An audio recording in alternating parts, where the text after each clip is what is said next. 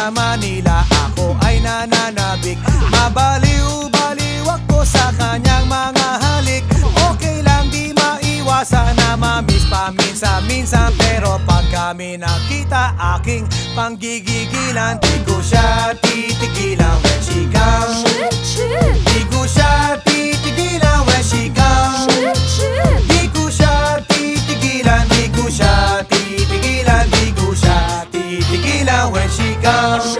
Ang ganda ng aming samahan at walang nanlalamig.